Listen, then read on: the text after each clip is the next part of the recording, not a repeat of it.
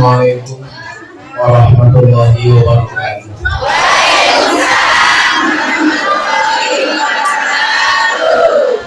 Alhamdulillahirobbilalamin. Bismillahirrahmanirrahim. Man amila sholihan min dzakarin aw unsa wa huwa mu'minun falanuhyiyannahu hayatan thayyibah wa lanajziyannahum ajrahum bima kanu ya'malun. Allahumma sholli wa sallim wa barik ala hadan nabiyil karim Sayyidina wa maulana Muhammadin wa ala alihi wa sahbihi mujahidin al-qahirin. Rabbi shrah li sadri wa yassir li amri wahlul 'uqdatam min lisani yafqahu qawli, amma ba'du. Yang kita hormati Presiden Kumyang,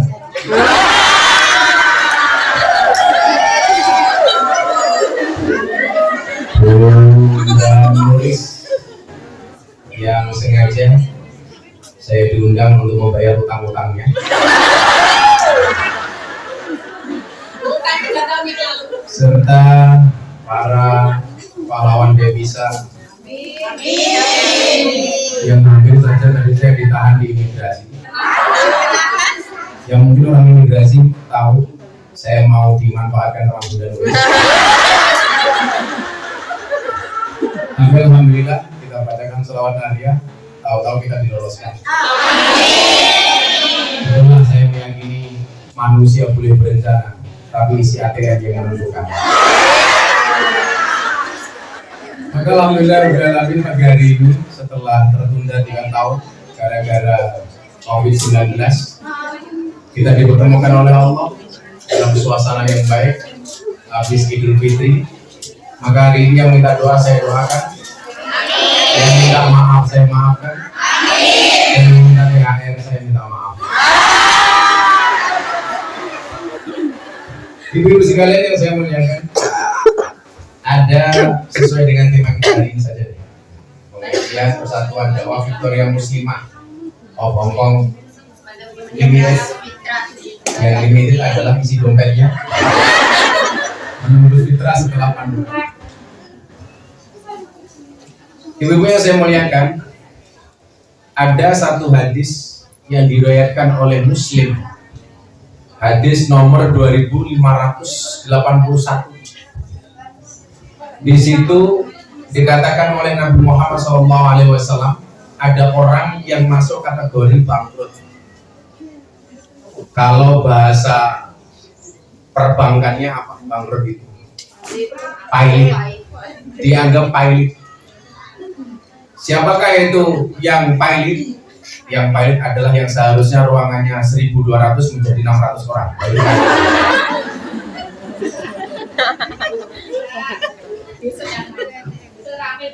Besok. Ya, rame ulangan hotel.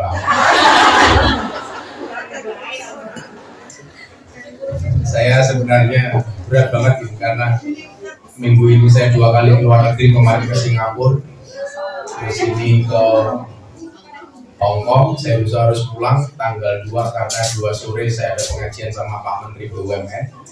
Landing jam 2, landing jam 1, jam 4 pengajian sama Pak Erick Thohir. Habis maghrib pengajian sama Menteri Perdagangan Pak Zulkifli Hasan. Malamnya masih ada acara, siangnya sama Pak Jaksa Agung. Sore saya harus pulang karena Pak Prabowo sowan ke pondok saya. Mohon dimaklumi karena saya ganteng ya. Siapakah orang yang pailit itu?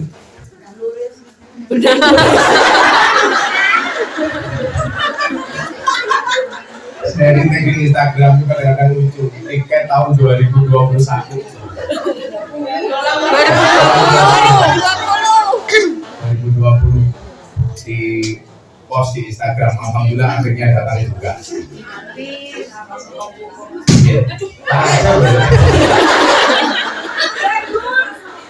Itu mau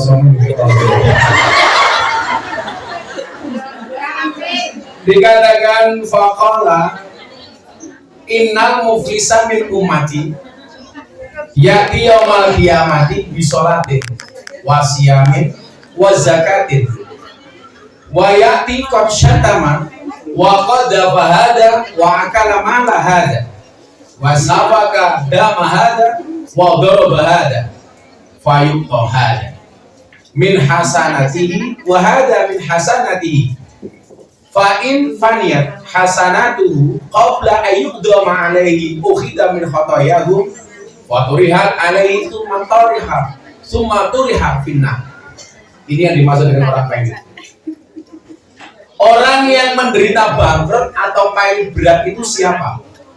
Nabi Muhammad mengatakan orang yang paling bangkrut hidupnya dan sangat berat pailitnya dari umatku adalah orang yang dibangkitkan di hari kemudian atau di hari kiamat. Hari kiamat itu bahasa Inggrisnya doomsday atau the end after. The end after. Jadi the end after itu the end itu artinya selesai, after setelah. Jadi ya selesai. Mudah-mudahan kita semuanya bersama di dunia, bertetangga di surga. Amin. Dan besok begitu masuk surga kamarnya bunuh isinya tiket.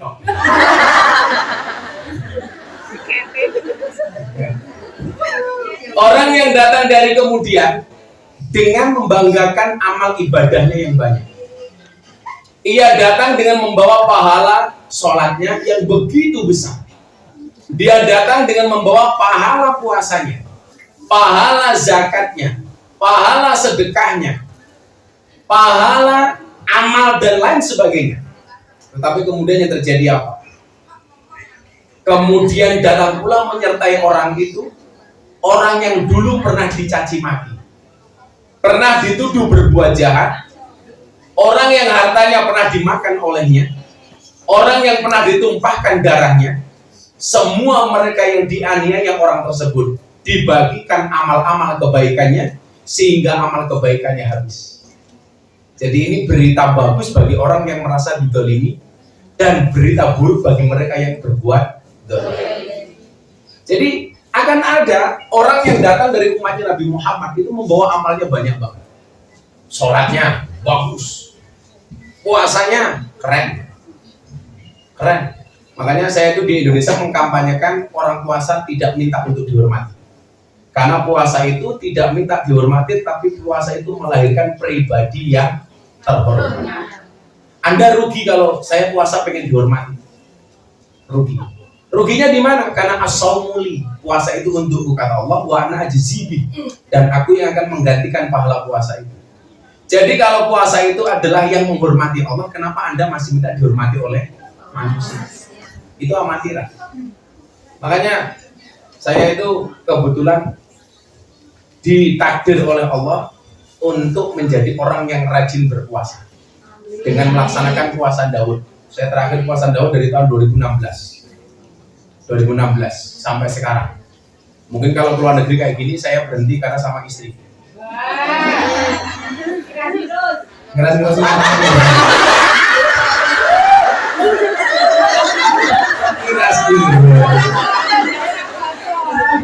semalam kamu dibikin nyamuk ya? Pantesan gatal. Maksudnya kenapa kalau sama istri keluar negeri itu saya nggak puasa? Satu, istri saya itu protes. Protesnya kenapa? Kan saya jarang di rumah. Saya jarang menemani istri saya makan. Nah kalau keluar negeri saya puasa, bundanya nggak enak sama saya karena dia harus makan sendiri. Ngeras banget.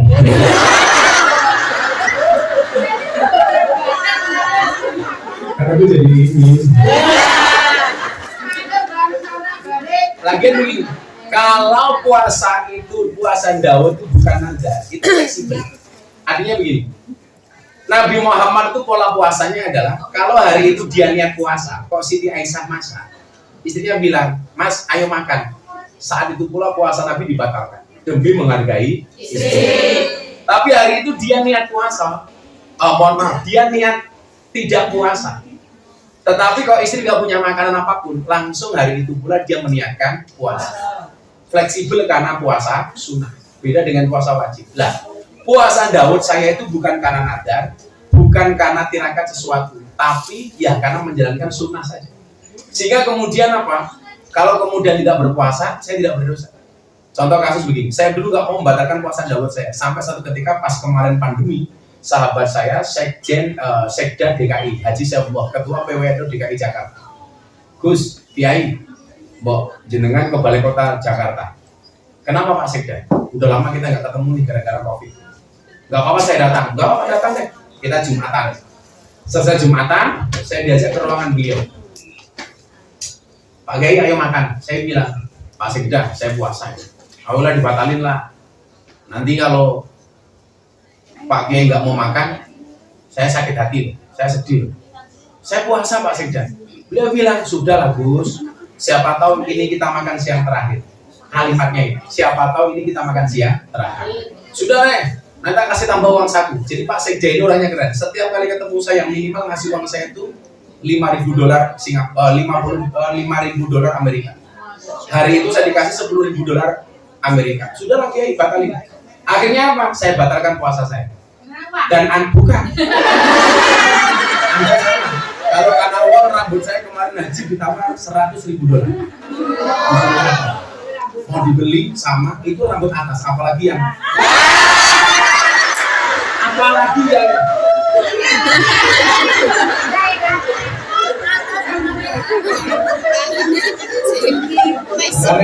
kemarin pas saya diajar isu belangkon 900 juta TPPU itu Anda akan kasih tahu soal ini sebelum kita lanjutkan.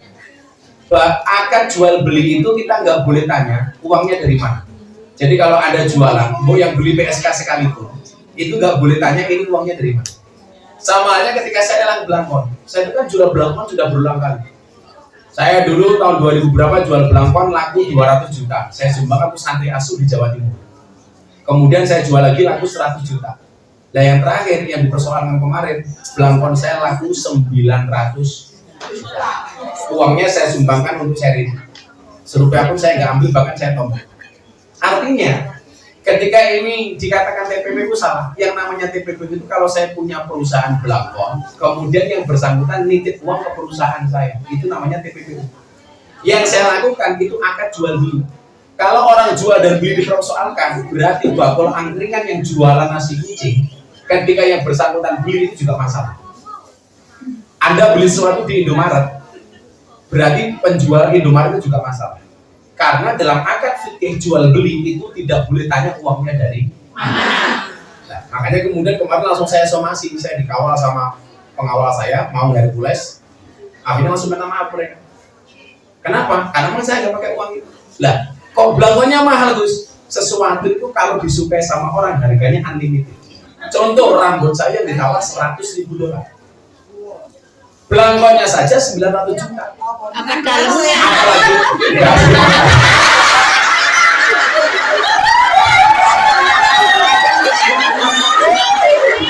Apalagi sarungnya.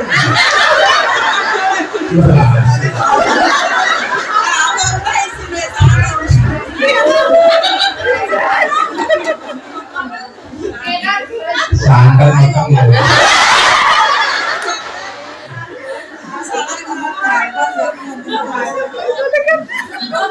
Jadi kalau Anda sering lihat YouTube kan saya bilang ada dalil bunyinya adalah kulla syai'in idza kasura rahusa.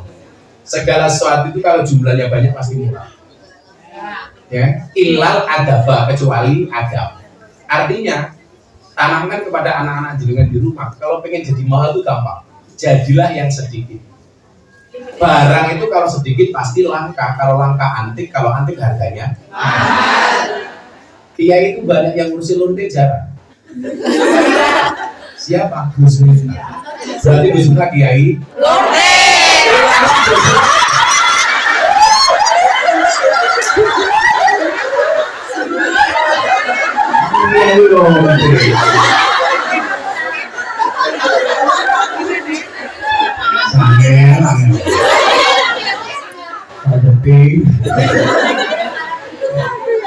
Makanya barang itu kalau banyak pasti murah.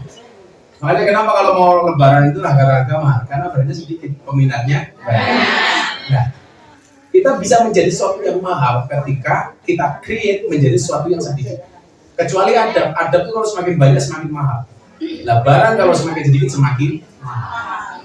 Makanya saya bilang sama teman-teman itu, ini tidak berlaku di Hongkong, berlaku di pejabat-pejabat di Indonesia.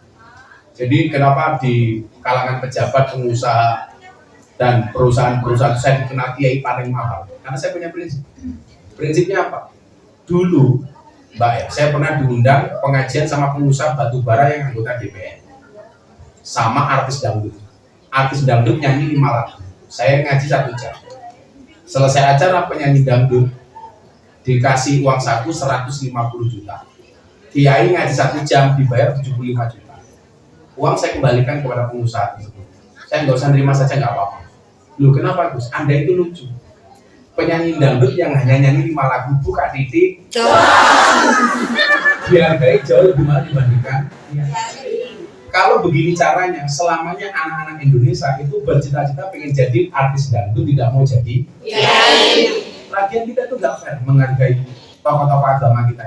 Coba kita lihat, kok ada artis dikasih fasilitas hotel mewah, orang akan dengan gampangnya mengatakan maklum artis. Tapi begitu kiai mendapatkan fasilitas, kiainya berlebih-lebihan. Betul kan seperti itu? Ya. Ada artis dikawal patroli, orang mengatakan artis nggak apa-apa, keren. Begitu kiai, waduh, kiai ini gaya. Betul kan? Ini salah. Kalau seperti itu caranya, anak-anakmu tidak mau jadi kiai, maunya jadi apa? Artis. Artis diminta untuk membangun moralitas, kita hargai seadanya. Sementara artis kita hargai setinggi-tingginya. Maka saat itu saya di pengusaha itu saya menyerit, terserah. Lo suka ya silakan, lo bisa silakan diundang, kalau enggak ya sudah. Mendingan saya ngurusi santri, ngurus jamaah di desa-desa. Karena saya tahu Bu, pejabat-pejabat yang undang saya ke daerah itu mereka punya kepentingan politik. Mengundang saya tujuannya apa? Untuk menghadirkan orang banyak. Faktanya, saya dulu pernah 1 bulan bikin acara, 2 minggu bikin acara. Minggu pertama konser dangdut, kemudian minggu kedua bikin pengajian. Jamaah yang datang di pengajian saya jauh lebih banyak dibandingkan yang ikut konser dangdut. Maka kemudian apa? Saya pengen memberikan optimisme kepada para santri. Jadi dia itu bisa keren. Ya mungkin saya termasuk orang yang paling sering diundang oleh Presiden Jokowi untuk ceramah. Mungkin Kiai Eno atau Dai di Indonesia yang paling sering diundang Presiden, itu saya. Maksud saya apa? Sehingga anak-anakmu yang sekarang di Indonesia mungkin sedang mondok, sedang di pesantren, mereka juga punya cita-cita. Ternyata bisa keren. Sekarang hampir banyak artis yang kemudian ikut kita ngaji. Kemarin saya di Singapura sama Fairul, sama beberapa artis. Mereka mengatakan apa? Kita nyaman dengan cara-cara dakwah seperti ini. Makanya kemudian di kalangan para artis saya dikenal sebagai pemberi nasihat pernikahan para artis. Saya sangat senang menasihati artis menikah, apalagi kalau dinikahkan.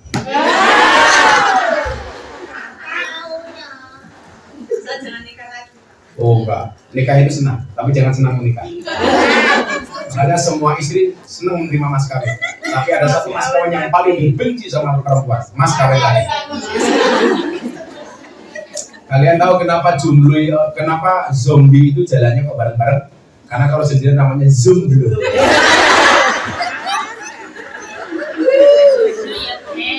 Zoom dulu.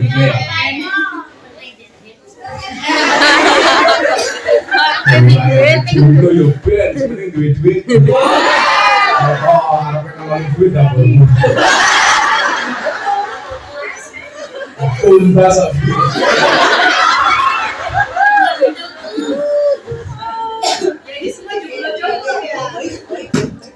Jadi saya waktu itu membatalkan puasa karena menghormati orang lain. Dan ternyata Anda tahu, seminggu kemudian Pak Sekda DKI itu meninggal dunia. Coba kalau saya waktu itu bersikukuh tetap berpuasa, bagaimana kemudian dia meninggal dunia dalam kekecewaannya kepada saya. Nah itulah indahnya puasa. Makanya Anda itu kalau puasa, ya nggak usah minta dihormati oleh siapa. Justru puasa itu akan melahirkan pribadi yang terhormat. Saya tuh kalau sedang nasihat pernikahan di acara pejabat artis, saya pas puasa Daud, ya saya santai saja. Mereka mau makan, minum, merokok di hadapan saya, sama sekali nggak ngaruh. Ya biasa saja. Saya itu haji yang tahun 2017, mau persiapan Arafah di tenda Mina, semuanya makan. Saya masih dalam keadaan berpuasa. Sampai kiai saya dari Madura bilang, udah aku dibatalin. Haji ini pahalanya sudah paling besar, kenapa kamu masih berpuasa? Saya bilang, saya puasa tidak minta untuk pahala. Ya karena saya hobi dengan puasa. Karena saya bilang, orang itu kalau mau puasa loh, itu mesti mulutnya hebat. Pasti, kan itu jaminan. Makanya kenapa ada bahasa orang Jawa tirakat. Karena apa yang dikatakan dengan tirakat itu? Tiru-tiru malaikat. Namanya tirakat, tiru-tiru malaikat. Makanya malaikat itu hebatnya, karena malaikat itu gak pernah makan, gak pernah minum. Lah orang biasa itu masuk surga dipola seperti malaikat. Makanya kenapa kita di dunia disuruh berpuasa, supaya sifat kita mendekati malaikat dan kita pantas untuk masuk surga. Makanya orang di surga biasa itu kayak malaikat, wangi, nggak ada yang mens, baik menstruasi maupun mencret.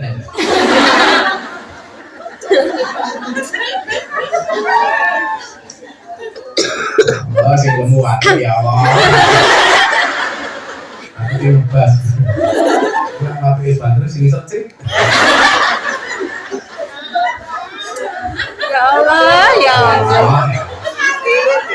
Kalau kamu dibilang dulu, kamu bilang dulu. Sorry, saya gemuk karena makan nasi, bukan makan hati.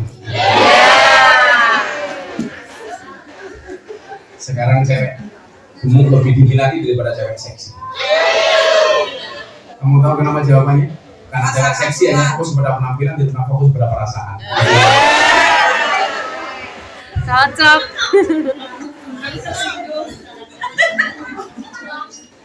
Cuaks. Makanya kemarin saya puasa bilang, berbukalah dengan yang setia. Kenapa? Karena yang manis kadang banyak bohongnya. Siapa contohnya? Nuris.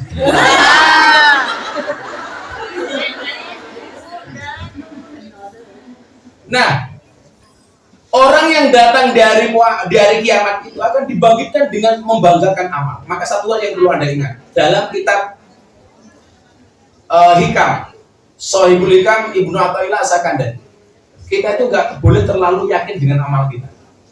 Kita nggak boleh bergantung dengan amal kita. Seharusnya kita tuh bergantung kepada ridhonya Allah. Kenapa setiap kali ada pengajian Anda harus datang? Karena Anda nggak pernah tahu pengajian mana yang mendatangkan rahmatnya Allah. Ya. Jadi kenapa harus ngaji? Contoh saya itu setahun bisa menghadiri 1000 lokasi pengajian setiap tahun. Saya nggak pernah tahu dari 1000 titik itu mana yang mendatangkan rahmatnya Allah. Dan saya nggak boleh pede, amalku sudah banyak, oh nggak bisa. Kok dari semua amalmu ketika kamu berada di Hongkong itu pengajian melalui Bu Nuris ini, satu saja yang mendatangkan rahmat Allah itu pasti selamat. Karena orang masuk surga itu bukan karena banyaknya amal, tetapi karena rahmatnya Allah. Kok dari semua amalmu yang mendatangkan rahmatnya Allah satu saja, selesai. Makanya saya pede masuk surga. Loh, harus pede dong. Makanya saya punya cerita, kalau besok saya mati dalam kubur ditanya sama malaikat munkar nakir, minta manro buka, langsung saya jawab, kamu nanya.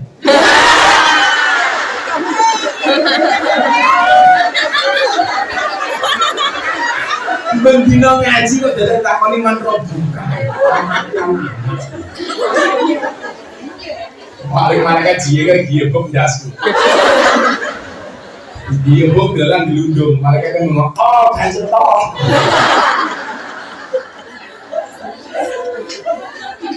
Saya ulangi ya, orang masuk surga itu bukan karena banyaknya amal, tapi karena rahmat. Lah, karena kita nggak pernah tahu amal mana yang mendatangkan rahmat, itulah alasan kenapa kita tidak boleh berhenti beramal. Katalah pengajian seperti ini, Anda ngaji, ini mesti mendatangkan rahmat Allah, nggak bisa.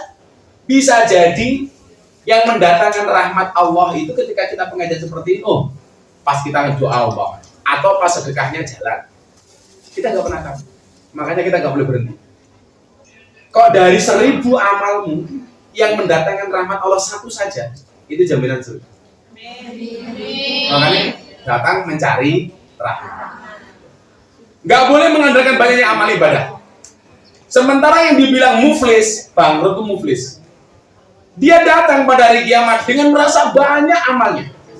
Contoh lagi Bu, dulu ada cerita dalam kitab Sufi itu, ada orang masuk surga ditanya, kenapa kamu masuk surga? Karena amal saya. Akhirnya apa? Setelah 70 tahun dia masuk surga, dikeluarkan dari surga oleh Allah. Kenapa? Karena umurnya cuma 70 tahun.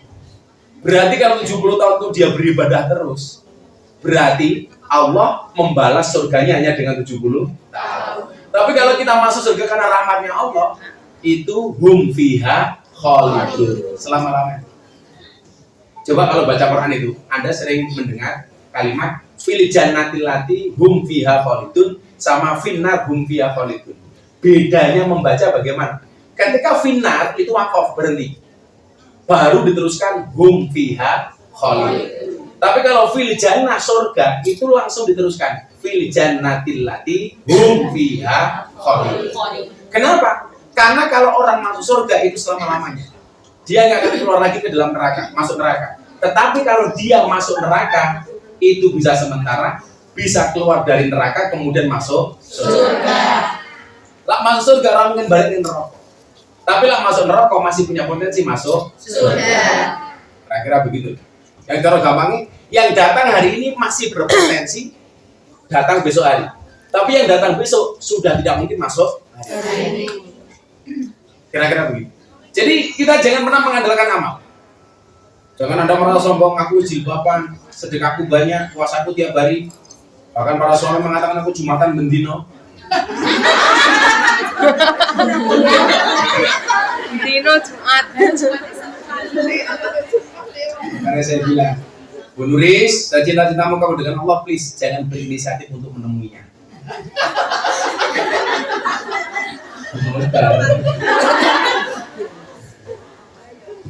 Ia datang dengan membawa pahala sholatnya yang begitu besar. Kalimat sholat pasti akan ditulis pertama kali.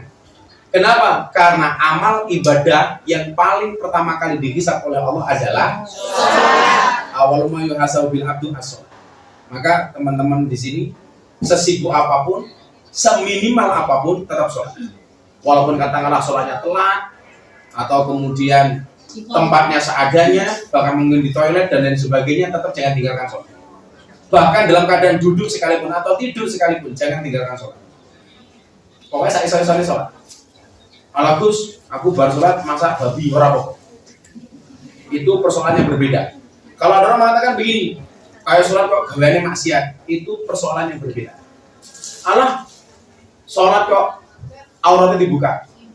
Dia buka aurat itu dosa sendiri. Dia sholat itu pahala tersendiri. Yang paling cilaka adalah bos orang sholat gaweane buka aurat. Jilbaban kok gaweane ngrasani wong. Begitu dia jilbaban dia berpahala, soal dia ngrasani wong itu dosa tersendiri. Jangan kemudian mubadir jilbaban kok cangkeme ngrasani. Oh beda. Wongnya ya teko iki. Dhewe guyu. Jilbabnya apa?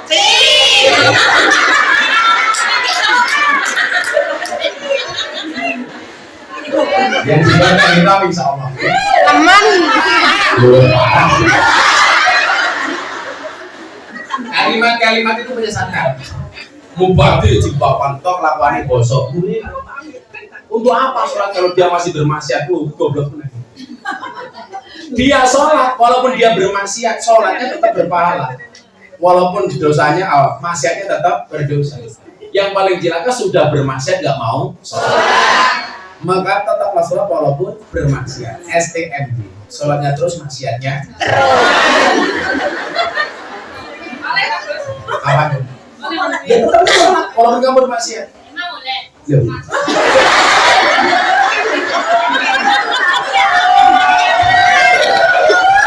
Coba saya kemarin bagi-bagi mukena di lokalisasi di Jawa Timur, di Gang Sono Tretes Pasuruan.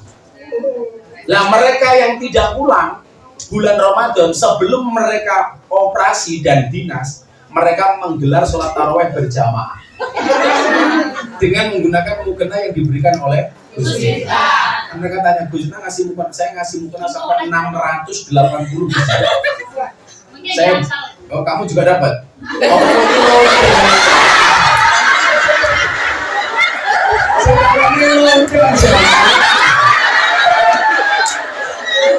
Kamu lokalisasi mana?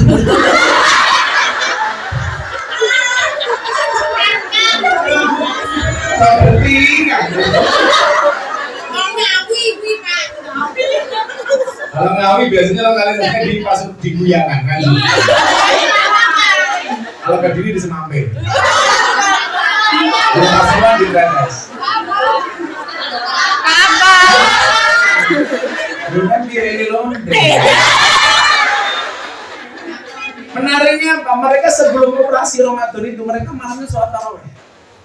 Anda mengatakan kamu badil tarawihnya nggak bisa. Tarawihnya tetap berpahala, walaupun setelah itu dia berbuat dosa. Contohnya begini yang sering saya ceritakan, itu saya pengajian di Bekasi, mau pindah ke Cikarang, itu perjalanan 1,5 jam, melewati Kalimalang. Jam 9, setengah 10 malam saya melewati Kalimalang, ada mbak-mbak PSK sedang menjajakan dagangannya. Begitu kaca mobil saya buka, mereka lihat saya teriak, "Bos, mampir!" Apakah saya mampir? Oh. Saya mampir, begitu saya mampir, mereka panggil. Udah, ini berapa yang masuk? Didata sama GM-nya, bukan Gusuka, Girmonya. Yang datang sekitar 100 PSK. Sudah dikumpul jadi satu. Abang mau ketemu. Akhirnya mereka ketemu saya. Saya ceramah 10 menit. Saya tanya, Mbak, paling sedikit kamu semalam dapat berapa duit? 200.000, Mbak. Sudah sekarang gitu. Hah? Makanya kamu bersyukur gitu. Itu mereka namanya usahanya adalah UMKM. Usaha Mekangkang Maksimal.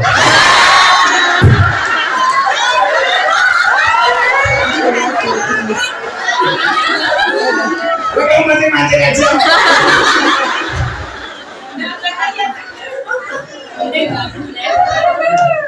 Makanya mending jadi kuliah, no? Akhirnya apa yang terjadi? Sudah gini aja, 100 mbak-mbak yang malam dan demi Allah demi Rasulullah. Saya pengajian sama mereka sudah lebih dari 20 tahun. Sekalipun saya tidak pernah memanggil mereka londe atau PS. Kan gak mungkin saya pengajian para londe rahmatullah.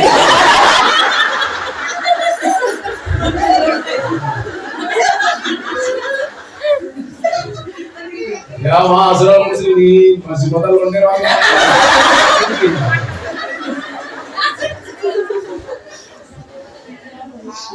Saya bayar semuanya, Mbak. 200.000 saya kasih uang tanda cinta dari Gus Miftah. Tapi syaratnya satu. Apa, Mbak? Malam hari ini kalian nggak usah bekerja. Tak kasih semua 200.000. Setuju? Setuju. Akhirnya saya bayar. 100 mbak-mbak saya bayar 20 juta lah waktu itu. Saya pulang. Begitu saya masuk ke dalam mobil, kiai yang jemput saya dia bilang apa? Mubadir Gus. Saya waktu itu mikir, Mas itu mubadir ki apa? Aku mergo tak bayar ora tangguh.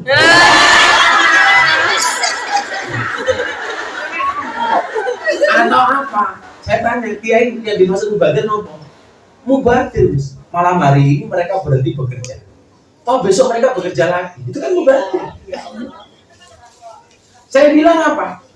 Pak Kiai saya bilang. Cangkemmu.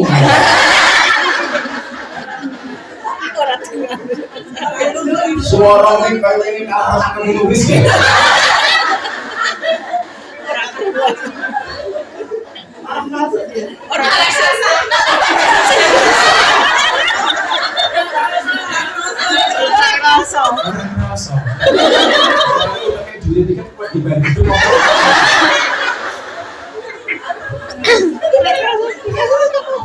Saya bilang sama Kiai tersebut, Pak Kiai, bagaimana Anda mengatakan mubadir? Orang berhenti maksiat sedetik saja itu prestasi. Apalagi berhenti maksiat semalam. Anda itu kalau di sini pisah sama suami di Indonesia, itu bisa jadi malah pahala. Kenapa? Kalau Anda berada di sini 2 tahun, minimal selama 2 tahun bujumur atau mau onek-onek nih. Itu prestasi. Makanya Bu Nurus itu lebih suka suaminya, dia di sini terus. Karena minimal kalau Bu Nurus di Hongkong, suaminya aman dari cangkem nulis. Dan itu prestasi. Makanya kalau orang mengatakan saya pengajian di klub malam itu mubadir, toh setelah ngaji mereka bekerja lagi, Anda salah. Minimal ketika pengajian mereka berhenti bermaksiat. Minimal ketika pengajian mereka berhenti minum. Mbak-mbaknya pemandu karaoke minimal berhenti mandu karaoke tamu. Itu kan prestasi. Orang berhenti maksiat sedetik saja itu prestasi, apalagi semalam. Nah, inilah jeleknya manusia. Manusia itu jeleknya di mana, Bu? Selalu saja memandang orang lain dengan kacamata syariat dan memandang dirinya dengan kacamata hakikat. Ini kebalik. Pandanglah orang lain dengan kacamata hakikat, pandanglah diri sendiri dengan kacamata syariat.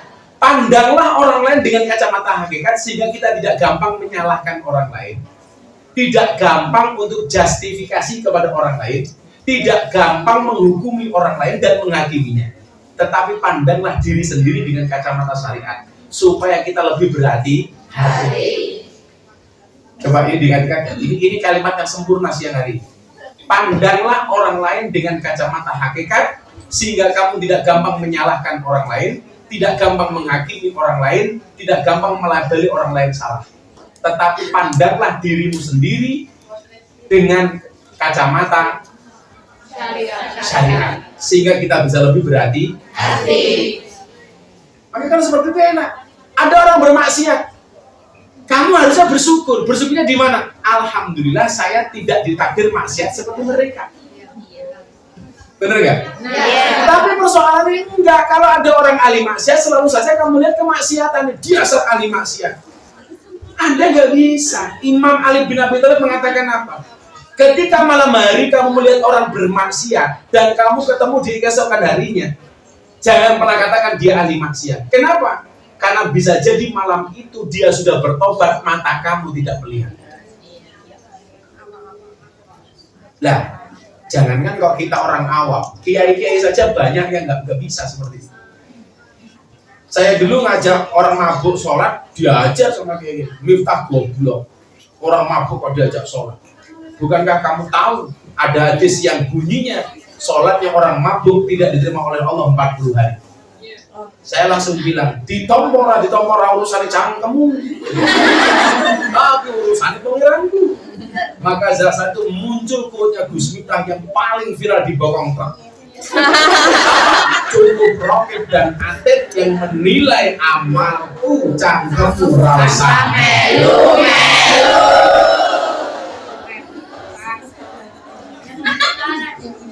Saya itu kalau ibu-ibu datang kepada saya di Prambanan itu ada lampu merah.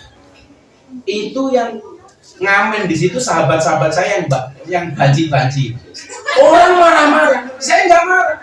Kalau saya lewat situ, kaca mobil saya buka, mereka langsung ngerubung mobil saya. Mereka nyanyi.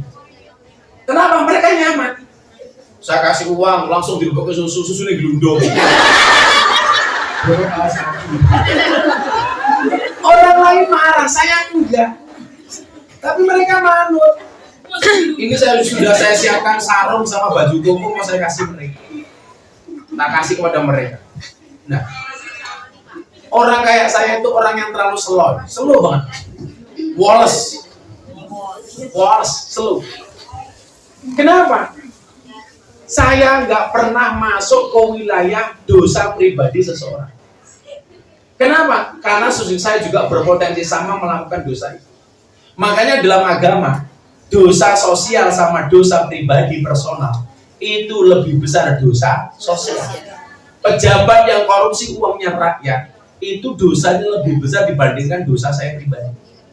Katakanlah umpamanya saya nakal dosa saya langsung tobat sama Allah bisa. Tapi ketika saya menyakiti orang lain, memakan haknya orang lain, itu dosa sosial. Makanya kenapa saya nggak pernah bisa membenci para pendosa ini. Itulah alasan kenapa saya disebut sebagai presiden para pendosa. Pak Jokowi kalau ketemu saya salaman, sama-sama presiden. Presiden para pendosa. Nyaman. Karena coba siapa yang nggak punya dosa, saya bayar 10 juta hari.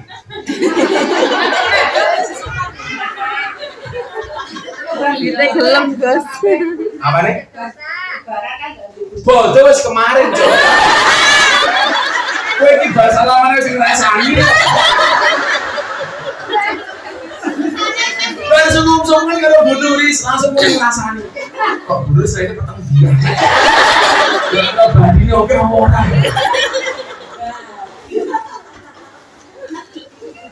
Gak bisa. Nah, maka pelajaran tadi apa? Jangan membangga-banggakan amalnya.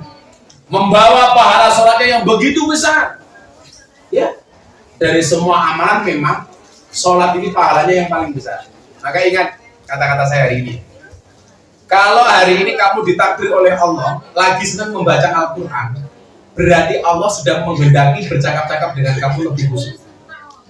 Kan orang itu moodnya masing-masing. Kadang-kadang moodnya sholawatan terus. Berarti kamu sedang dirindukan oleh Kanjeng Nabi. Kalau di saat kamu pegang tasbih, maunya mulutnya nggak berhenti sholawat, saat itulah Kanjeng Nabi merindukan.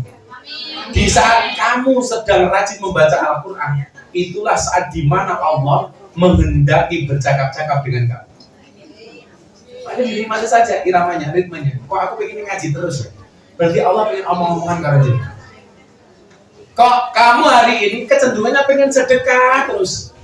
Berarti apa? Allah pengen menjadikan kamu kekasihnya. Karena ternyata kekasihnya Allah itu paling mudah dijangkau dengan jalur sedekah. Saya mau tanya, lebih tinggi mana derajatnya? Ahli ibadah apa ahli sedekah? Ahli sedekah. Alasannya apa? Sebenarnya alasannya saya nunggu kopi sedekah kopi. Bermanfaat untuk orang lain kalau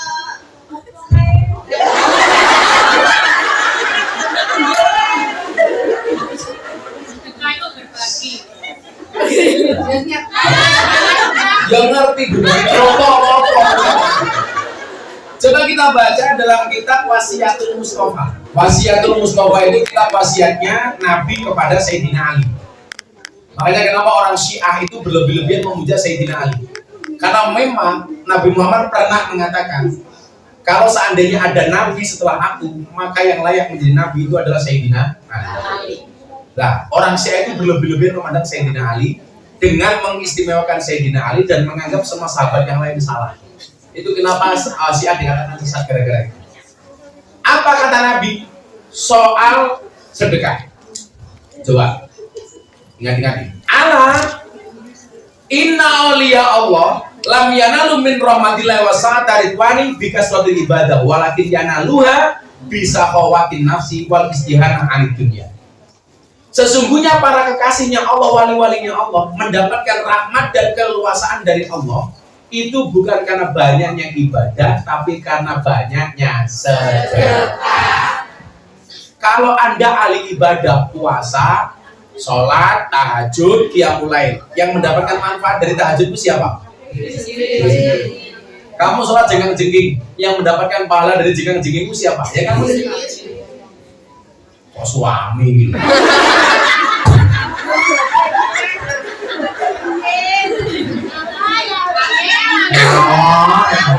Kamu udah lama nggak jengking ya? 6 tahun. bikin tiap kali Pak ngepel. Mau malah langsung bujurin nyanyi. Saben malam jemuran, bojoku angel digugat. Aku rata dibagi, banjur aku metu bumi. Banjur budal patroli, buka rondo tetanggan. Pengalaman. Kalau sakok, begitu Anda memberi, yang mendapatkan manfaat dari pemberian itu siapa? Orang lain. Makanya kalau saya itu punya cita-cita pengen kaya itu bukan karena saya pengen menikmatinya, enggak. Tapi karena pengen lebih berbagi. Ini konsep hidup saya. Coba Anda dengerin. Konsep hidup saya. Kalau masalah saya pribadi, urusan saya pribadi, saya punya prinsip enough is enough. Hidup itu harus ada kata cukup untuk urusan pribadi. Tapi kalau untuk urusan umat, urusan maslahat, prinsipnya adalah more and more. Lagi dan lagi. Saya bilang sama itu saya begini, Bun, saya enak-enaknya panganan yang alam dunia, serung tomo pangan apa? Sudah semua, Bun. Saya pernah makan steak harganya 3 juta. Enggak, artinya apa? senikmat-nikmatnya, semahal-mahalnya makanannya, ya cuma begitu saja. Sebanyak-banyaknya uang kita, ya makan cukup sepiring. Artinya apa? Untuk urusan pribadi harus diberlakukan enough is enough supaya memperbanyak syukurnya. Tapi kalau untuk urusan umat, prinsipnya adalah more and more, lagi dan lagi. Supaya apa? Semakin banyak manfaat yang bisa kita bagi. Itu prinsip. Makanya kenapa? Kalau urusan uang-uang besar yang masuk ke saya, semuanya langsung masuk ke rekening yayasan yang pegang Mas Aris dan orang lain. Bukan saya.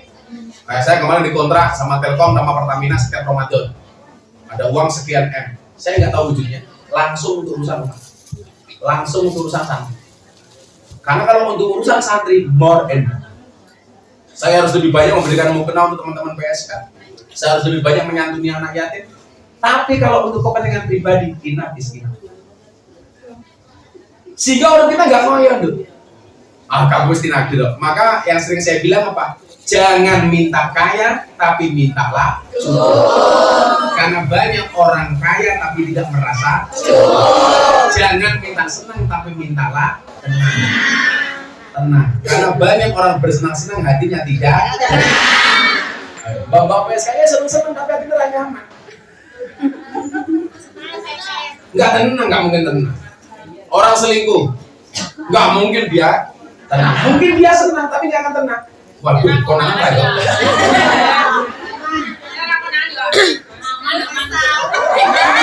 Aman.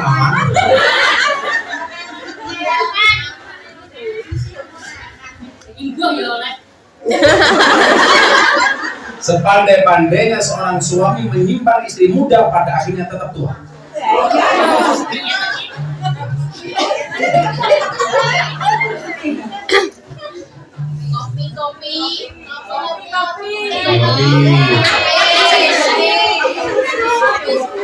Kopi susu. Ya wis langsung rene kok ada mandek. Kopi susu, kopi kedua susunya dilirik.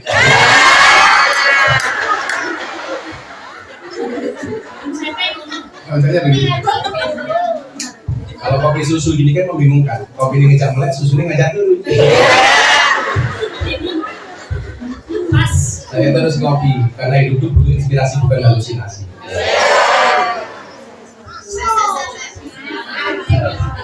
Sama.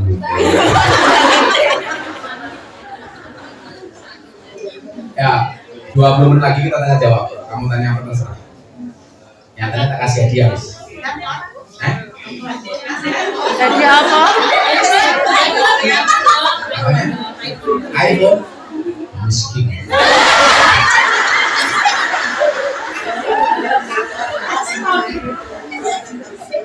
Kadang-kadang salah kita tuh begini, kayak saya bagi-bagi disotin sama anak-anak tim di posting.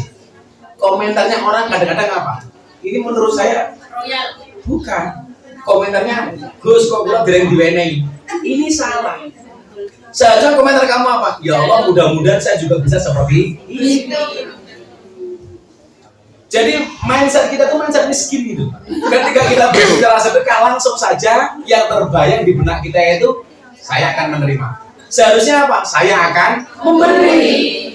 Malah iPhone matang. Itu dengan murahinya. Ya, kita berbicara mindset. Sehingga kamu itu mohon maaf, kalau kemudian uangnya nggak banyak tapi mentalnya kaya, keren. Jadi kalau ada orang memberi, yang ada di benakmu harusnya kapan saya ikut memberi, bukan kapan saya menerima. Salah. Saya dari dulu miskin, nggak punya apa, saya nggak mau tak. Yang sering saya ceritakan, saya punya uang 50.000, pilihannya dua, untuk beli susu anak saya, atau saya mau sowan guru saya di Pekalongan, Habib Lutfi, salam tempel. Karena dari dulu saya punya kebiasaan kalau ketemu guru-guru saya salam tempel. Saya bilang sama istri saya, Beb,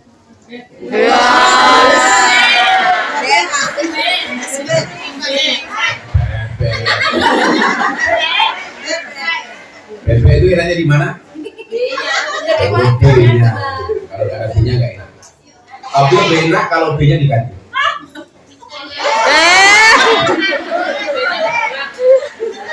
B-nya diganti.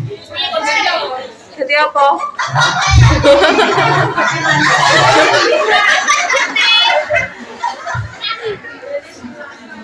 B-nya diganti apa? Bentar ini nyambung.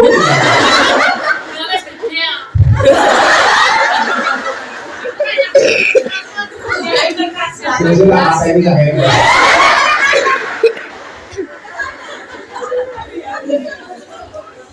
Saya pengajian terakhir sama Pak Presiden itu, Pak Presiden wajahnya nggak enak, masuk ruangan begini, karena kepikiran Piala Dunia gagal. Kemudian yang kedua ada isu dana mengendap, ada indikasi korupsi 349 triliun. Masuk ruangan salaman itu nggak ada senyumnya belas, nggak enak sama sekali. Biasanya kalau ketemu saya ngerangkul, ngobrol banyak, diam saja. Ini pasti Bapak punya banyak beban. Akhirnya setelah sholat, saya mimpin sholat. Itulah selama 5 menit saya memimpin Indonesia.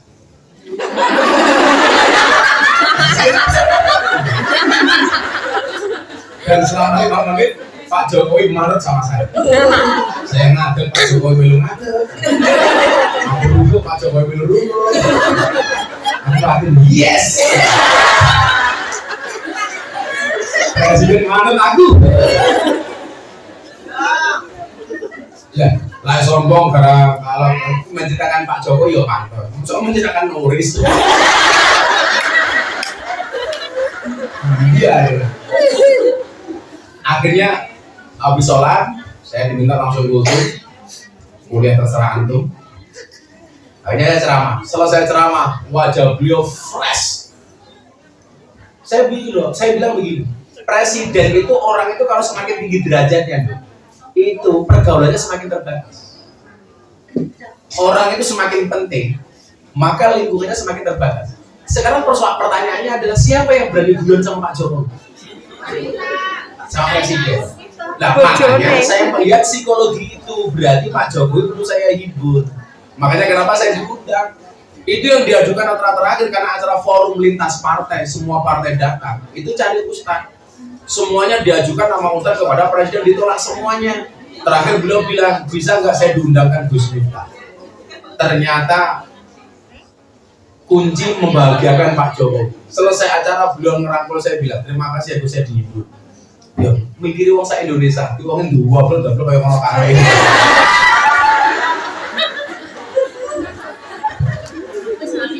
Makanya Mbak ya ngaji dibuat rileks saja, jangan beban.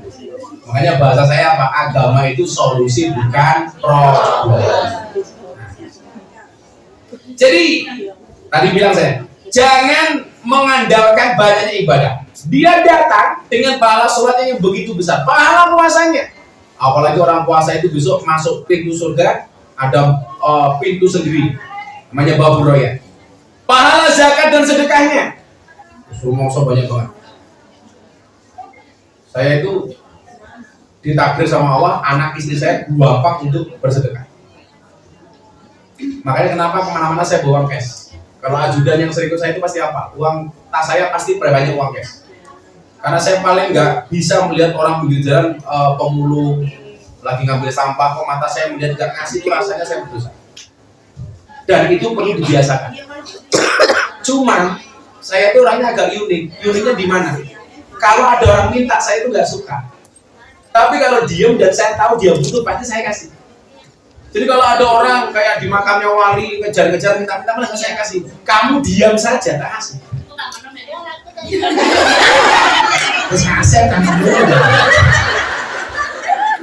Aku serangan bayi kok. Aku tak menang ya. Kamu majikan nggak stres kayak?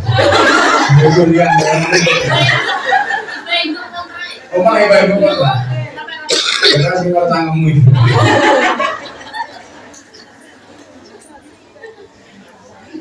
Tetapi Bapak Ibu. Bapak Ibu.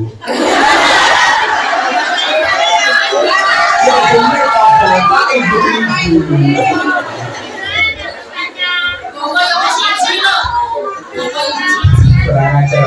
Apa yang bersih? Gue yang siji. Terserah gak pakai sengannya. Lu cinta Luna.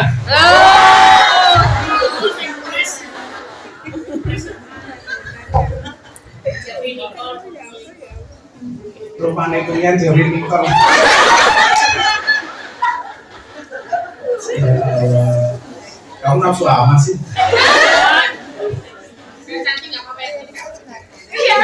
Oh, capek sih. Tetapi dengan begitu banyaknya amal, ini masuk ke materi ini. Ini dengerin, kamu yang saya ngomongin orang. Kemudian datang pula menyertai orang itu, orang yang dulu pernah dicaci maki. Hati-hati. Kalau kita pernah mencaci maki sama orang. Makanya kenapa kok saya itu semakin lama semakin bahagia, karena saya sering dibully. Kemarin ada riset di teman-teman media, jurnalis. Siapakah tokoh publik di kalangan tokoh agama yang paling sering dibully? Yang paling sering menjadi objek tulisan wartawan? Yang paling sering banyak diobrolkan? Jawabannya nomor 1, Gus Dur. Coba kamu lihat. Ya termasuk cangkemmu barang dulu ya. Ternyata apa? Ketika omongan-omongan itu nggak usah kita perhatikan, ya justru itu cara Allah meninggikan derajat kita. Saya tuh merasa betul ya Dok ya. Tahun 2018 saya dirasani gara-gara ngaji di lokalisasi Klub Malang. 2019 saya dirasani gara-gara ngislamke Deddy Corbuzier. Tahun 2021 saya dirasani gara-gara ceramah di gereja. Dibantai habis-habisan. Pas Covid, minta kafir. Udah pokok saja dulu. Tahun 2022 saya ribut lagi. Diomongin lagi gara-gara saya ribut dengan Ustadz Khalid Basalamah persoalan hukum ayat. Beliau mengharamkan, saya menolak fatwa itu. Kemarin diajar lagi gara-gara isu belangkon. Jadi 2 minggu tuh hidup saya berwarna. Minggu pertama saya dirasani banyak orang gara-gara ceramah sama presiden. Yang terakhir kemarin, yang kedua gara-gara belangkon. Orang bilang Miftah pasti kena mental. Sampai Wikipedia saya pas saya ribut sama sahabat Ustadz Khalid Basalamah itu, Wikipedia saya dirubah, Miftah orang gila dari Sleman. Saya bilang sakit hati Pak, enggak. Kenapa? Karena komentarnya tidak pernah saya baca. Orang-orang yang bilang, saya ceramah di gereja itu diposting sama Deddy Corbuzier di IG-nya. Dalam waktu sehari semalam ditonton 7 jutaan. Komentarnya 120.000 kan. Kata orang-orang semuanya monek-monek ke saya. Sama sekali saya nggak ada urusan, nggak pernah saya baca. Maka saya bilang, kalau ada orang lain membicarakan keburukan kamu dan kamu sakit hati, yang salah siapa kamu? Kenapa? Karena kamulah yang memindahkan kalimat itu dari telingamu ke dalam hati. Makanya kalau menghadapi omongan orang, saya berprinsip seperti pohon pisang, punya jantung tapi nggak punya hati.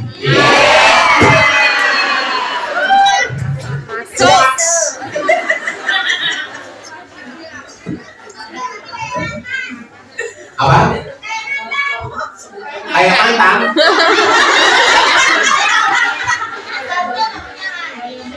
Punya jantung gak? Kayak mantan. Kamu jangan bilang mantan, tapi katakanlah alumni, sehingga punya potensi untuk reuni.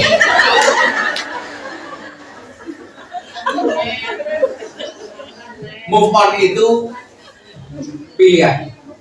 Gagal move on, coba. Orang-orang move on pencitraan.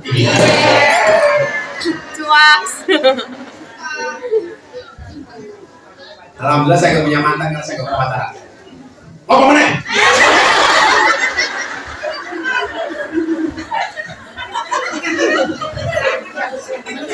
Ibu cara pegangnya bagaimana? Ibu cara pegangnya bagaimana? Jadi bisa melihat ini janda atau gadis atau perawat. Itu dari cara pegang ibu. Kalau gadis begini biasanya. Janda.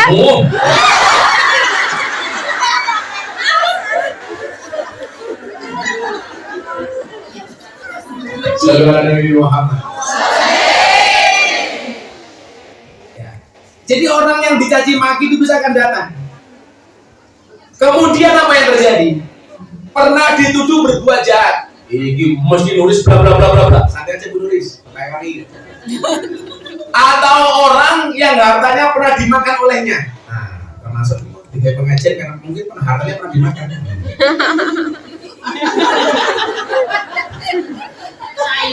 Saya. Dulu itu Bunda itu beberapa kali ditipu orang. Pernah ditipu sapi 20 ekor. Yang nipu siapa? Jamaah. Jadi kita beli sapi lebih dari 20 ekor, begitu mau potong sapi, nggak ada sapinya satu pun di kandang. Bunda marah-marah, saya bilang nggak usah marah. Kalau kamu ditipu, tanda-tanda kamu akan kaya. Setelah waktu itu saya ditipu sapi 20 ekor, senilai 400 atau 500 juta. Saya dapat rezeki lebih dari itu. Karena begini, sing romoso pernah ditipu di aku sih wong. Saya ditipu. Kamu ditipu? Berulang kali. Saya bahagia. Lebih baik kamu ditipu daripada kamu menipu. Makanya kalau ada jamaah datang ke pondok baru dihapusi. Alhamdulillah. Aku lebih senang daripada gue ngapusi. Tapi loro. Diangkat sama Pahalanya bisa tuh karena sakit. Kalau nggak sakit nggak ada pahalanya. Makanya kenapa sabar itu indah? Ya karena sabar itu berat. Indahnya kapan? Ya sabar saja. Ya kapan ya sabar. Karena itu yang gampang. Kalau kamu punya rumah kamu ada kacanya. Tetangga rumah kamu itu orang kaya punya anak nakal. Dia nendang bola kena kaca rumah kamu, dia pecah. Tapi dia orang tuanya kaya, loman, dan orang lalai. Karena orang sugih tapi lalai. Begitu kaca rumah kamu pecah ditendang sama anak tetangga, kamu pastinya santai saja. Orang pong tuanya sugih pasti diganti. Orang tuanya pasti ganti. Pertanyaan sekarang begini, orang yang nipu kamu itu hamba Allah apa enggak? Orang tua kepada anaknya saja bertanggung jawab, apalagi Allah kepada. That's point. Bener gak? Iya. Makanya Siti Aisyah itu kalau memberi orang itu nggak pernah mau tahu. Artinya apa? Kalau saya mau ngasih Bu Nuris, Siti Aisyah itu dititipkan melalui Mas Aris. Bilang, Mas Aris kasihkan kepada Bu Nuris, tapi ingat, jangan sampai Nuris tahu yang memberikan saya Siti Aisyah. Ketika ditanya, kenapa wahai Siti Aisyah? Kalau Bu Nuris tahu yang memberi saya Siti Aisyah, maka dia akan berusaha menggantinya, membalasnya. Tapi kalau dia tidak tahu, dia tidak bisa membalas saya. Yang membalas siapa? Allah. Tapi kan susah. Jajar awak meneh Bu Nuris, ondo yo sing meneh aku.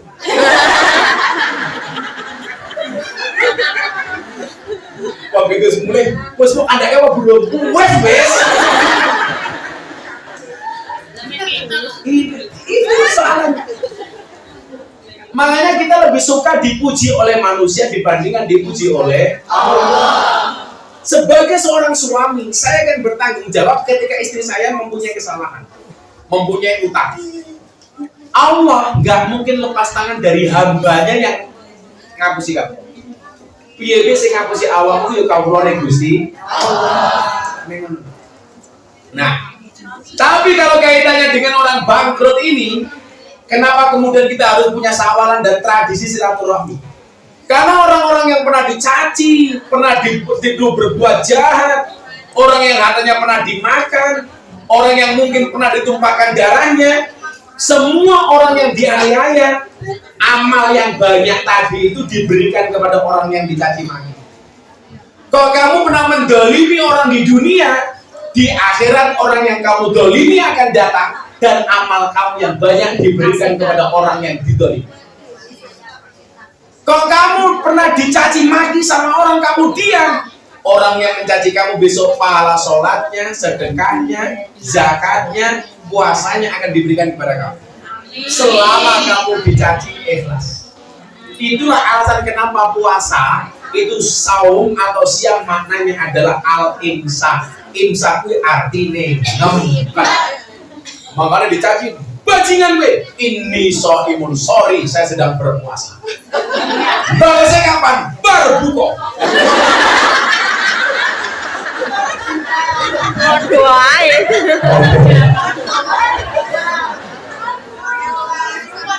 Makanya kalau siang-siang saya bulan puasa ini saya cium saya, kok tidak saya balas.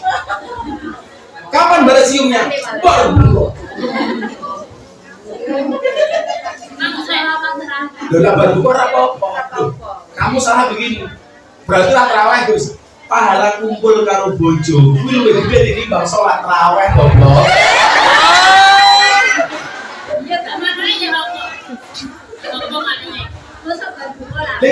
Makanya kalau kamu janda segeralah menikah. Apalagi kalau kamu menikah di bulan Ramadan enak. Sing liya jengang-jenging traweh. Lah kamu makanannya jengang-jenging traweh.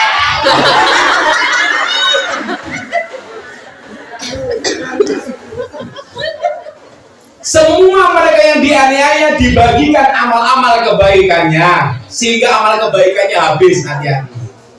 Maka di wilayah itu saya lebih suka didolimi dibandingkan saya mendolimi. Saya lebih suka ditipu daripada saya menipu. Lebih suka disakiti daripada menyakiti. Itu prinsip. Bila kayak Pak Jokowi ini jadi presiden awet, soalnya apa? Soalnya banyak yang dolim kepada Pak Jokowi. Saya pesan satu, besok ini yang pilpres. Jangan sampai kerukunan kung yang terganggu hanya gara-gara beda pilihan, betul? Aku suka ngomong kok. Karena yang ngajarin cakemmu. Coblos Gus Miftah. Setelah amal kebaikannya habis, maka diambillah dosa dari kesalahan dari orang yang pernah dianiaya. Ini ya. Kue disakiti wong. Kue nopo. Pahala yang nyakiti kamu diberikan kepada kamu. Kok ini belum bisa menebus kesalahannya, dosa-dosamu dikembalikan kepada dia. Just enak itu orang Islam. Saya ulangi, ben paham. Ono kopi disakiti karo beban. Pahala juga, baik sholatnya, zakatnya, puasanya, hajinya diberikan kepada kopi. Kok diberikan kepada kopi, dosanya degan masih banyak. Maka yang terjadi, mohon maaf, kesalahan degan kepada kopi masih banyak. Yang terjadi kemudian adalah dosa-dosanya kopi ditransfer kepada si degan. Hati-hati, jangan sampai pernah menyakiti orang. Hati-hati. Nah, itulah alasan kenapa dalam tradisi Ahlussunnah ada tradisi halal bihalal. Boboan selang sesama BMI yang ada di Hongkong setiap kali kumpul pernah terjadi kesalahan atau pernah ngerasani. Oh, bener sering. Oh ya, awam lu sering ngerasani apa? Ngerti lu. Saya ini suka badannya seksi.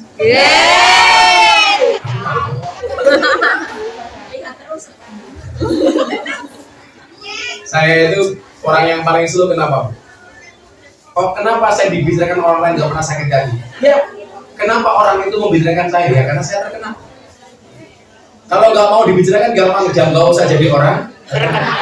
Kenapa saya dimusuhi? Karena saya kuat. Ya kalau saya lemah saya nggak dimusuhi. Maka kenapa Nabi Musa itu gagah? Karena musuhnya Nabi Musa itu komplit. Ada yang ngaku Tuhan, namanya Fir'aun. Ada orang yang paling kaya, namanya Qarun. Ada ulama sombong, namanya Balaam. Makanya Nabi Musa gagah, karena musuhnya banyak. Dan Nabi Muhammad itu kelihatan ampuhnya, kenapa? Karena musuhnya banyak. Makanya kalau kamu mungkin dimusuhi sama orang padahal kamu nggak salah, itu tanda-tanda Allah akan mengangkat derajat. Amin. Kayak Pak Jokowi, dasar derajat ini pro-pro. Nyatanya rakyat menghendaki, betul? Dan sejarah mencatat Indonesia menjadi satu negara yang paling cepat healingnya dari COVID menjadi normal, bahkan mengalahkan Hongkong. Maka normalnya Indonesia lebih dahulu dibandingkan Hongkong. Itu kan prestasi pemerintah. Masa presiden seperti itu kok masih kita dolimi? Naudzubillah min dzalik. Nah, itulah orang-orang yang bangkrut. Wis amale entek, dosane nambah. Bapak NU, Ibu Muslimah, Kakang Ansor, Ade Fataya, tahlilan saben malam, mulai tahlilan padha gawa.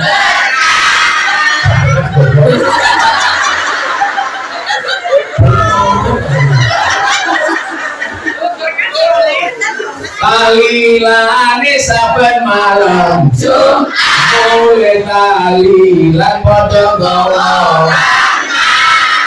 Salatullah salamullah ala Toha Rasulillah. Salatullah salamullah ala Yasin Habibillah. Salatullah salamullah ala Yasin.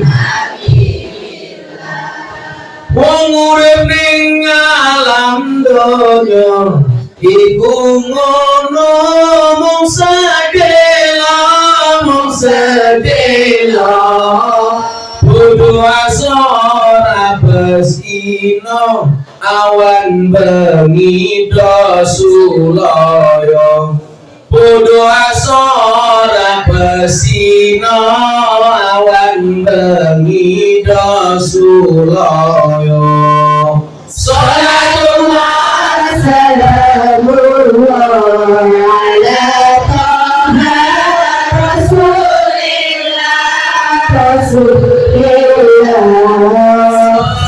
Salatullah salamullah ala Yasin Habibillah. Salatullah salamullah ala Yasin Habibillah. Ojo sira banget nggonmu bunga ning alam donya, malaikat jurupati lira-lire marang sira. Malaikat jurupati lira-lire marang sira. La ilaha illallah al-malikul hakul mubin Muhammadur Rasulullah wa sahibul wadil amin. Muhammadur Rasulullah wa sahibul wadil amin. Ngelire malaikat Arab Japun nyawanira gani Japun angenteni gawe kang maha mulya. Gani Japun angenteni gawe kang maha mulya. La ilaha illallah Muhammadur Rasulullah.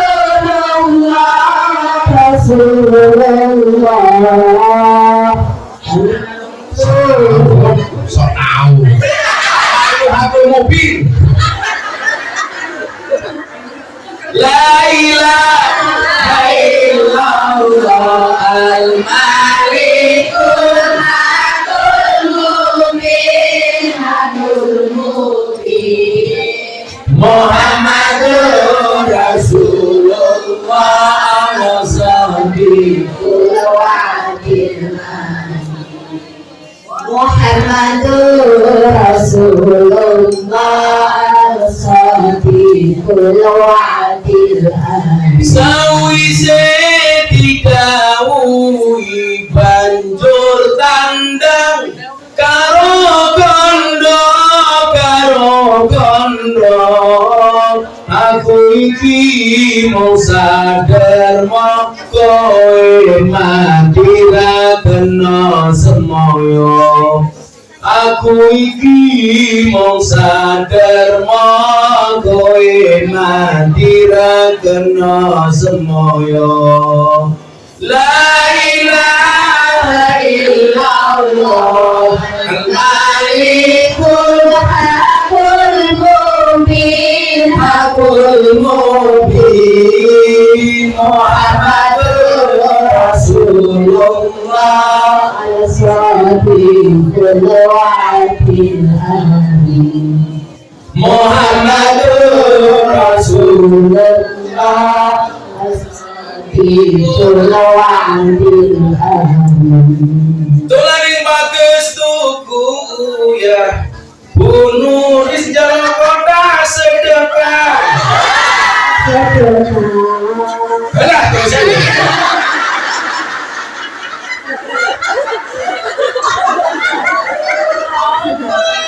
Tadi sedekah pertama. Aku mau wis jadi.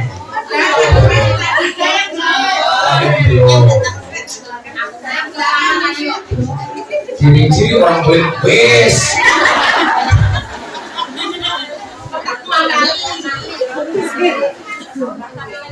Ya sekarang panitia. Ayo, jalan gopo.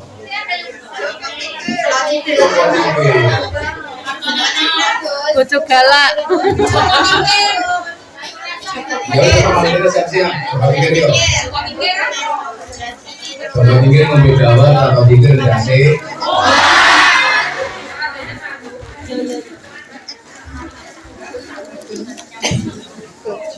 Ayo kita serius. Mari kita akhiri pengajian siang hari ini.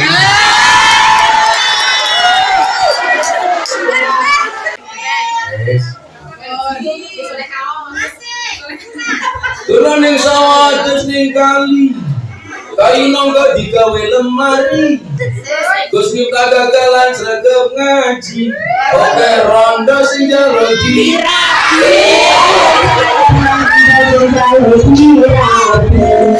Salatullah salamullah ala toha rasulillah. Salatullah salamullah ala yasin habibillah. Ala yasin habibillah. Awasana Bismillah wa bil hadi Rasulillah wa kulli mujahidillah bi ahli bari ya Allah bi ahli bari ya Allah. mangan gorengan ngombe susu. Kungyan, I love you.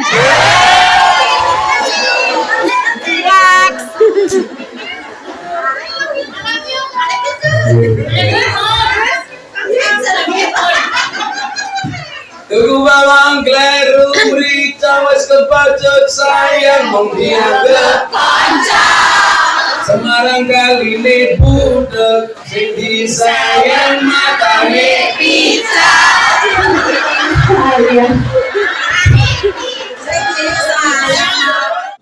Hasbi lebih bareng-bareng. Hasbi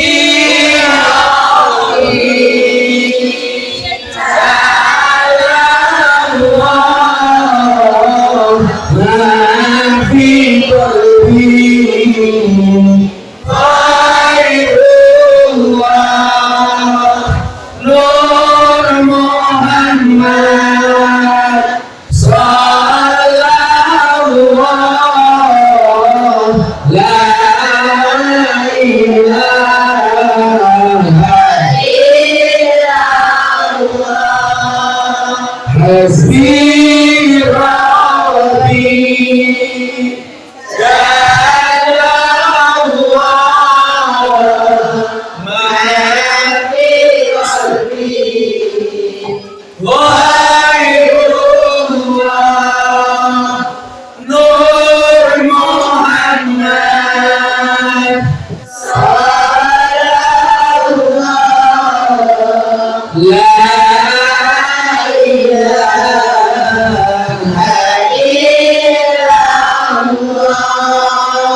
Hasbi Rabbi Jalalullah ma fi qalbi ghairullah Nur Muhammad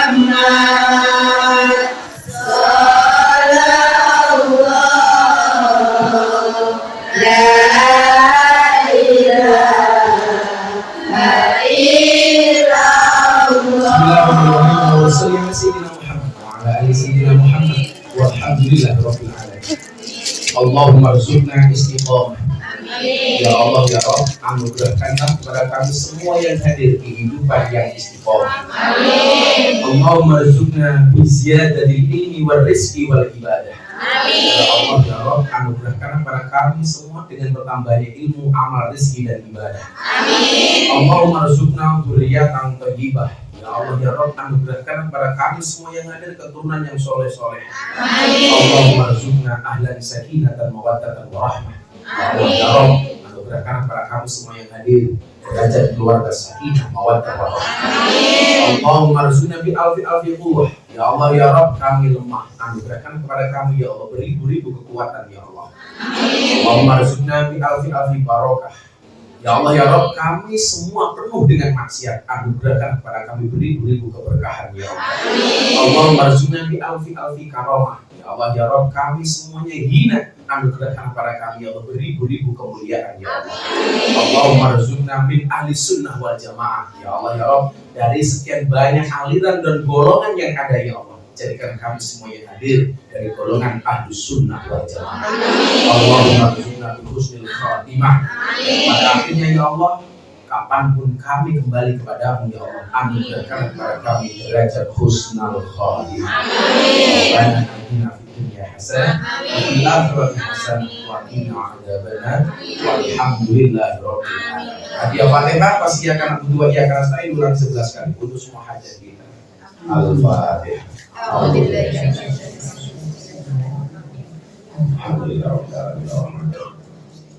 Iyyaka na'budu wa iyyaka nasta'in. Iyyaka na'budu wa iyyaka nasta'in. Iyyaka na'budu wa iyyaka nasta'in. Iyyaka na'budu wa iyyaka nasta'in. Iyyaka na'budu wa iyyaka